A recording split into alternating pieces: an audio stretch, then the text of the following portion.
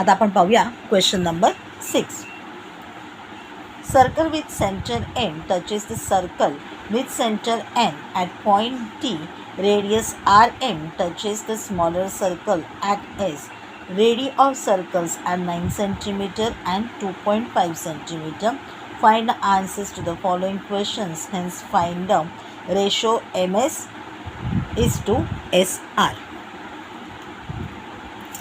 आपल्याला मी प्रत्येक वेळा सांगितलेलं आहे की जिथे आपल्याला हवं आहे तिथे आपल्याला फिगर्स काढाव्या लागतील. आपल्याला आवश्यक असेल तर फिगर्स काढाव्या लागतात. तर फिगर्स काढताना आपण काय करू शकतो, तर फिगर्स काढताना आपल्याला एक ऑप्शन दिला जातो, तर म्हणजे आपण स्टेन्सिल्स वापरू शकतो.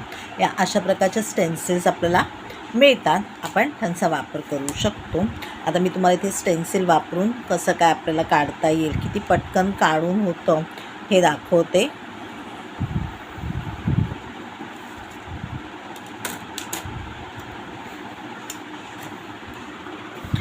कारण याच्यामध्ये बरेच आपल्याला ऑप्शन्स मिळतात, त्याच्यामुळे आपण आरामशीर हा काढू शकतो. तर 4.8चा झालेला आहे, म्हणजे 2.4वरती मला पॉईंट देता येईल. अगदी ॲप्रोप्रिएट आलं पाहिजे असं काहीही नाही आहे, त्याच्यामुळे आपण आरामशीर हे काढू शकतो. मला बघा किती पटकन माझं काढून झालेला. आता मी एक छोटासा स्टेन्सिलचा वापर करून पुन्हा परत एक आणखीन जो गोल मला काढायचा आहे तो काढून घेते.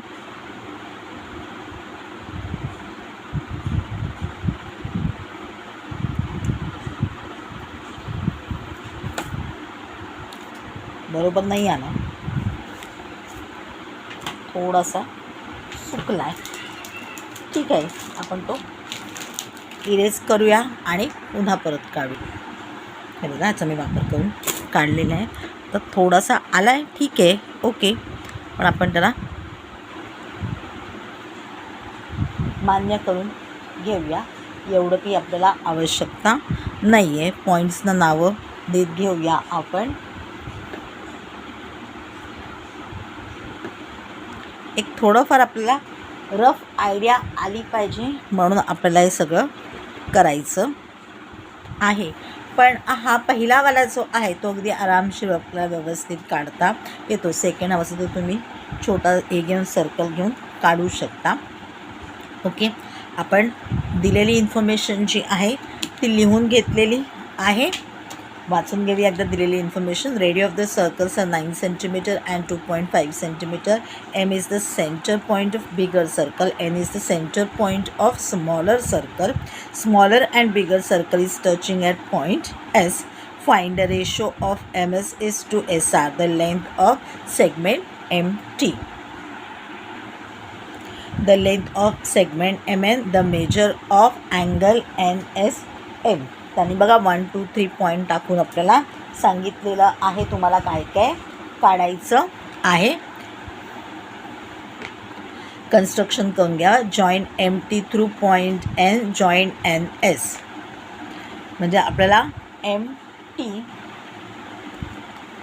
जो आहे तो मिळालेला आहे बिगर सर्कलचा, रेडी मिळालेला आहे, आणि त्याच्यानंतर आपण जॉईन NS केलेला आहे तो आपल्याला स्मॉलर सर्कलचा जो आहे तो रेडी मिळालेला आहे.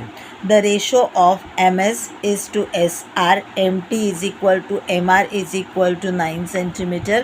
Radio of the circle NS is equal to NT is equal to 2.5 cm.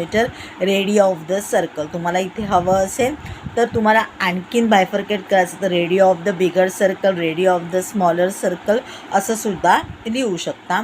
MR is a tangent of smaller circle, therefore angle NSM is equal to 90 degree. MT is equal to MN plus NT. 9 is equal to MN plus 2.5. NTचं आपल्याला माहिती आहे, MT आपल्याला माहिती आहे बिगर सर्कलचे आणि smaller सर्कलचे ready आहेत ते. Therefore 6.5 is equal to MN. By Pythagoras theorem, MN square is equal to NS square plus MS square. बघा इथे आपण बघूया MN स्क्वेअर म्हणजे कोणता आहे.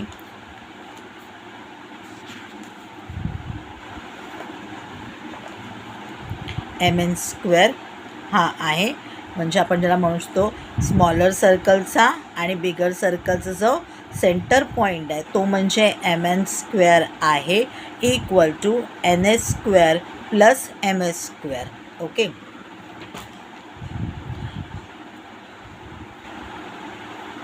mn² किती आपला 6.5 चा स्क्वेअर आहे. ns किती आपला आहे तर तो 2.5 आहे आणि आपल्याला ms आता काढायचा आहे. ms म्हणजे काय आहे तर ms म्हणजे आपली जी बिगर सर्कलची रेडी आहे mr त्याच्यामध्ये कुठेतरी s हा पॉईंट आलेला आहे आणि आपल्याला तो शोधून काढायचा आहे. आपण 6.5चा स्क्वेअर लिहिला 42.25 2.5चा लिहिला 6.25 ते मायनस झालं तर आन्सर आलं 36 ms² म्हणजेच काय झालं therefore 6 is equal to ms. mr is equal to ms plus sr मग 9 मायनस 6 इज इक्वल टू 3 म्हणजे sr किती झाला 3 झाला. Ratio of ms is to sr is 6:3 equal to 2:1 2:1.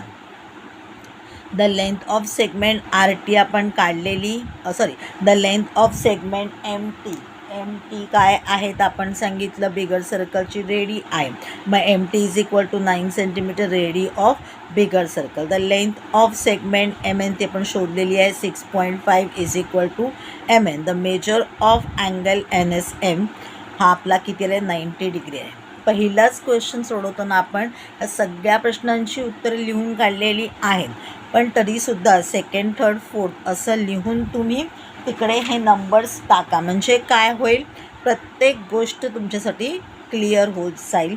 कारण आपल्याला त्यांनी बऱ्याच गोष्टी विचारलेल्या आहेत आणि म्हणून त्या आपल्याला शोधून काढायच्या आहेत. का तर ते सेकंड नाही पाहिजे, हा फर्स्टचाच एक भाग होता आणि हा सेकंड आहे हा थर्ड आहे.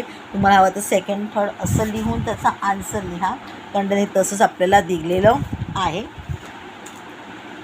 ओके. हा फर्स्टचाच आहे एक भाग, सेकंड